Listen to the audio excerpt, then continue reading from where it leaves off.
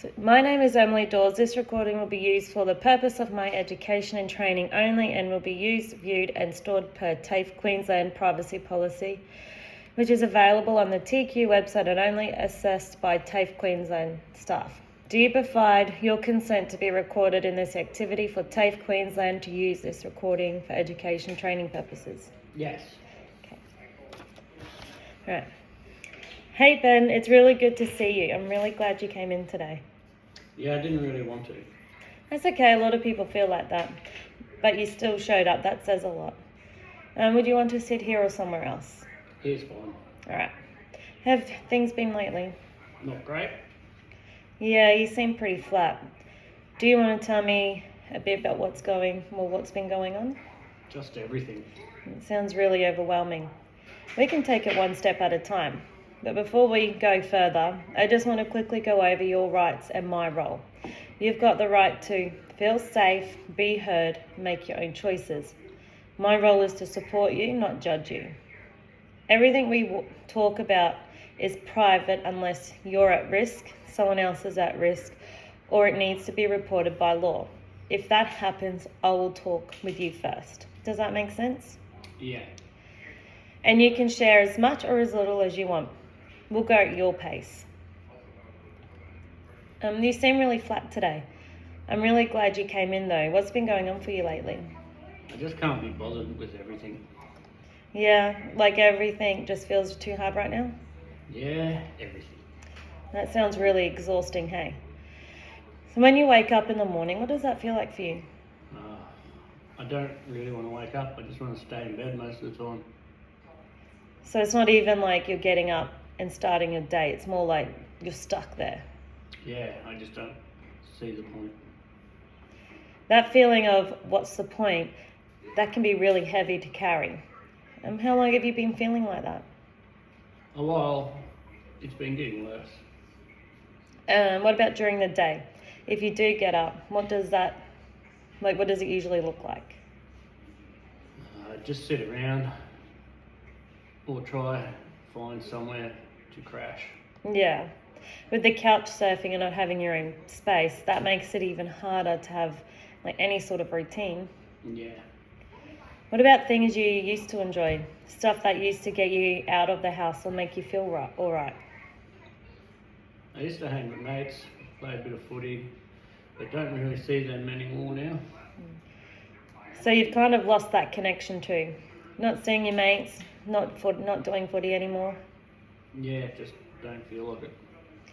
Given everything that's going on, your housing situation, things with Kerry, and everything else you've been dealing with, it actually makes a lot of sense that your motivation is low right now. So when things feel like this, do you ever find your thoughts getting pretty negative, like about yourself or your situation? Yeah, all the time. Do those thoughts ever get to the point where you feel like stuck or like things aren't going to get better? Yeah. Thanks for being honest with me about that, Ben. That takes a lot to say out loud. You're dealing with a lot right now, and it's not that you're lazy or you don't care. It actually just sounds like you're overwhelmed. Ben, I just want to check in on something important with you. And you can be honest with me. You're not going to get in trouble. Like when things feel this heavy, some people start having thoughts about hurting themselves or not wanting to be here anymore. Have you ever had like thoughts like that? Yeah, sometimes. Okay, thank you for telling me that. I know that's not easy to say. So when those thoughts come up, what do they usually look like for you? Just like I don't care if something happens. So it's more that feeling of not really caring rather than wanting to actively do something? Yeah. Have you had any thoughts about actually hurting yourself or made any plans to do that? No. Okay, that's really important to know. Are those thoughts happening a lot or just every now and then when things get really overwhelming? Just when it gets bad. Yeah, that makes sense, especially with everything you've been carrying lately. I'm glad you told me, Ben. You don't have to deal with this on your own.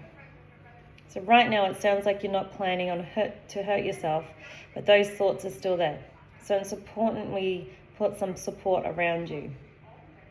We can work through this together and make sure you've got people and supports in place. And when those moments hit, I want to get a bit of sense of where things are for you right now. If 1 is feeling really low, like things are at its worst, and 10 feeling okay and on top of things, where would you say you are today? Probably a 3. A 3, okay. So things are feeling pretty tough at the moment. What's helped you not be a 1 or a 2 today? What's keeping you at a 3? I don't know. I come here, I guess. Yeah, that's actually a big step. You still got yourself here today, even when things feels heavy. If we were to think about moving things a little bit, not all the way to a 10, just a 4, what do you think would help with that? Somewhere to stay. Yeah, having somewhere safe and stable would make a big difference. That would probably help with sleep, routine, even just feeling a bit more settled day to day. Yeah. Okay, that's something we can definitely look at together. We don't have to solve everything today, but we can start moving things in the right direction. Can I just check with you about something, Ben? Have you been using anything lately? Yeah, ice. Okay. Thanks for being honest with me. Like when you used, how did you take it? Injected. All right. And was it recently? A couple of days ago. Were you by yourself or with other people? With people. Were they people you trust or just whoever was around? Just whoever. Yeah. So not really a safe or familiar environment. Has your use been happening more often lately or about the same as before? Yeah, more. That lines up with what you were saying before. Things getting heavier, motivation dropping. Sometimes people use more just to cope with all of that. What does using do for you in those moments? Makes me not care. So it kind of just switches everything off for a bit? Yeah. Is it more about escaping what's going on or trying to feel something different? Just don't want to think. Yeah. When everything's piling up, housing, Carrie, how you've been feeling, wanting a break from your thoughts makes sense. The tricky part is it helps in that moment, but then things can feel even heavier afterwards. Yeah. I'm not here to judge you or tell you what to do, Ben, but I do want to help you feel safe as possible. Can I ask, when you injected, did you have access to clean equipment? No. Okay, thank you for letting me know. That does increase the risk of things like infections, bloodborne and viruses, and other complications. If you're going to use again, there are some ways to reduce these risks. Using new sterile equipment every time, not sharing needles or gear with anyone, trying not to use alone so someone can help if something goes wrong, starting with a smaller amount, especially if your tolerance has changed. Have you ever been shown how to access clean equipment or needle programs? No. Okay, that's something I can help you with. There are services that provide free clean equipment and support without judgment. My main priority is making sure you're safe, Ben, especially when everything else is going on for you right now. And we can also look at supports to help you reduce or manage your use, but we'll go at your pace with that. There's a DVO. I hit Carrie. Okay, thank you for being honest with me about that, Ben. Do you feel okay telling me a bit about what had happened? I hit her in the stomach. She's pregnant. Ben, that's really serious. Violence towards a pregnant partner is not okay and it can cause serious harm. But I do want to understand what's going on for you at the time. I know. What was happening just before that moment? We were arguing about the baby. Things were already really heated between you? Yeah. What were you feeling in that moment? I didn't want it. I don't want a kid. So you're feeling overwhelmed, maybe trapped, like things were happening that you weren't ready for? Yeah. And when those feelings built up, what was going through your mind right before you hit her? I don't know. I just snapped. Yeah, that snap moment, that's where things can get really dangerous. Even though you were overwhelmed, the choice to use violence is still your responsibility. Yeah. When you said before you wanted it gone, what did you mean by that? I just didn't want the baby. Okay. So it wasn't about wanting to hurt Carrie, it was the baby, but more about not knowing how to deal with everything. Yeah. I hear that. But hitting her, especially in the stomach, could have caused serious harm to both her and the baby. What do you think now, looking back on it? I shouldn't have done it. You're right, you shouldn't have, and recognizing that is an important step. With the DVO in place, there are conditions you need to follow to stay out of more trouble. Have you been told what those conditions are? Yeah, no contact. Okay, so it's really important. If those conditions are broken, it can lead to further legal consequences. So part of my role is helping you stay on track with that and find safer ways to deal with those emotions when they build up. Thinking back, if you could go back to that moment before things escalated, what could have you done differently? Walk away, maybe? Yeah, that's a really good start. Walking away, taking space, even calling someone or coming somewhere like here. Those things that can stop that snap point. We can actually work on some strategies together next time. So when those feelings build up, you've got a safer options. Ben, what happened put Carrie and the baby at real risk? That's something we need to take seriously. I hate what I did. Yeah, and I can hear that. It sounds like you're carrying a lot of guilt about it. When you think about it now, what's the hardest part for you? That I hurt her and the baby. Yeah, and that impact is real. And it's important we don't minimize that, because recognizing the harm is part of taking responsibility. And at the same time, the fact that you're saying you hate what you did, that tells me something too. What? It tells me that you don't feel okay about using violence. It tells me this isn't the kind of person you want to be. Yeah. And that's actually where the change starts, when someone recognizes their behavior and wants something different. But wanting to change is one part. The next step is learning how to do things differently when those same feelings come up again. That's something we can work on together so you don't end up back in that same situation. Yeah, I don't want to do that again. And that's really important, Ben, because this isn't just about what's already happened, it's about making sure it doesn't happen again. Ben, can I check with you? From what you've shared before, you've grown up around a fair bit of conflict and violence, yeah? Yeah. When that's what you've seen growing up, it can start to feel like that's how people deal with things. Sometimes reactions like snapping or getting overwhelmed aren't just about that moment. They can be learned over time. Yeah, probably. And while that helps explain it, it doesn't make it okay. You're still responsible for your actions.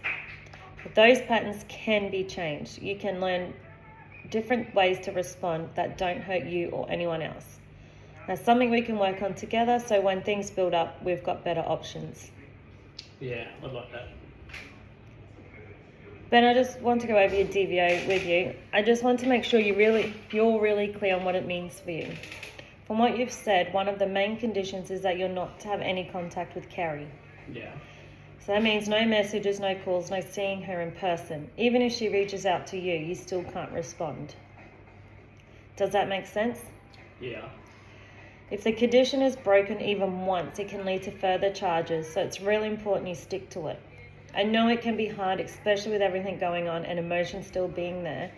What do you think might be the hardest part for you? Probably if she messages me. Yeah, that's a big one.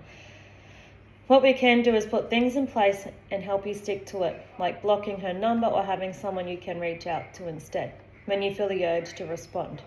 You're not on your own with this, Ben. Part of my role is helping you stay on track and out of trouble.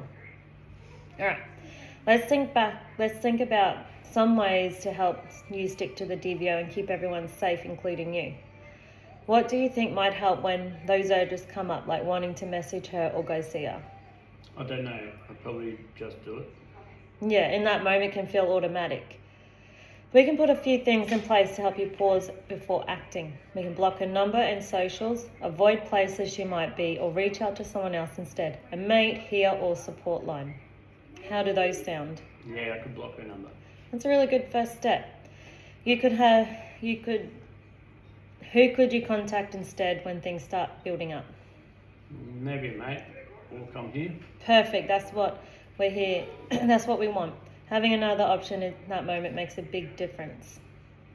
It's not about staying out of trouble, it's about handling those things in ways that make you feel better after. Can I check where have you been staying lately? Couch surfing, sometimes outside.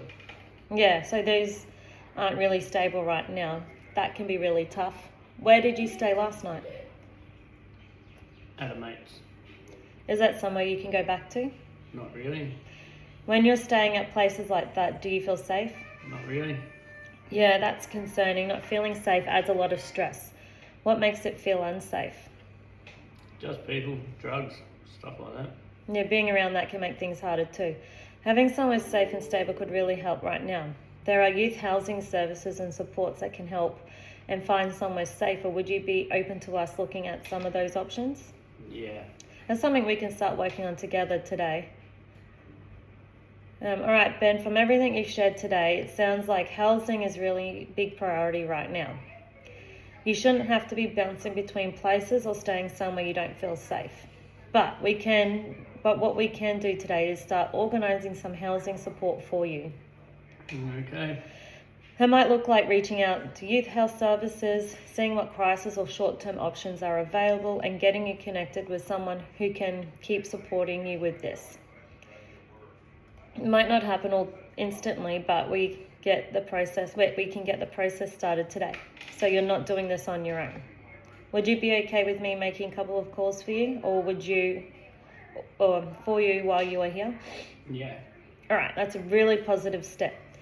We'll work through it together and find something safer for more stable condition. All right, Ben, let's start putting some support in place now. So you're not walking out of here dealing with this all on your own. We'll take it step by step. Okay. All right. Another really helpful step we can take is linking you with a GP. They can support how you've been feeling and set up a mental health care plan, which gives you access to free or low-cost counselling. Yeah. Do you have a regular doctor? No. That's okay, we can organise one. We can even book it together now. Yeah. You can talk to them about how you've been feeling, your sleep, motivation and stress. I can also help you prepare what to say before you go. Yeah, that'd help. All right, we'll do that together. With your permission, I'd also like to contact some housing services to see what options are available. This could include crisis or short-term accommodation, so you've got somewhere safe to stay. Okay. I'll only share what's needed to get you support, and you're in control of that. Is that okay? Yep. Would you like to sit in while I make the calls or have me speak on your behalf? I'll sit in. Perfect. Let's start with a couple of services now and see what we can organise for today. Also, we talked about your ICUs, and it could really help to link you with support services. One option is Ted Knopf's Foundation. They work with young people in a non-judgmental way. Okay. They can help you understand your use, find better ways to cope, and work towards cutting down at your pace. Would you be open to me helping you connect with them? Yeah, I could try. And that's a really positive step. We can set that up together now if you like. Yeah. Another really important part of this is building some positive supports around you. At that moment, it sounds like things have felt pretty isolating, not seeing your mates, not having a stable place, and carrying a lot on your own. Yeah. And when you're on your own like that, everything can feel heavier. All right, Ben, let's take a bit of time to put together a plan and keep you safe, especially when things start feeling overwhelming. This is something we can do together, not something I just tell you. Okay.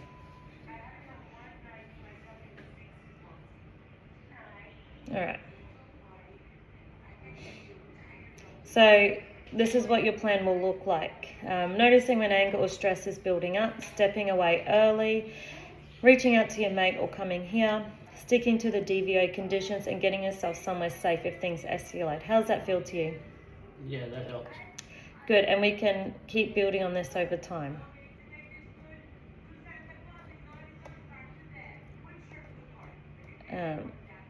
And then we've got our I just want to quickly go over your plan. So noticing your warning signs, using coping strategies early, like walking or music, reaching out to your mate, or coming here, sticking to the DVO and connecting with supports. How does that sound? Yeah. Good. And remember, this is your plan. We can adjust it as we go. You've taken some really important steps today. But I just want to take a moment to recognize what you've done today. Today you showed up even when things felt heavy. You opened up about some really heavy stuff. Took responsibility for what's happened and worked with me to put a plan in place. That's a really strong step. How are you feeling right now? A bit better. Yeah, and I can see that shift. Even things aren't fixed yet, you've started moving in a better direction. And remember, you're not doing this on your own anymore, Ben. We've got supports in place, we've got a plan, and we're going to keep working together through this. I'll stay with you while you make those calls today, and we'll organise what we can before you leave. You've already taken the hardest first step. You've just got to keep going from here.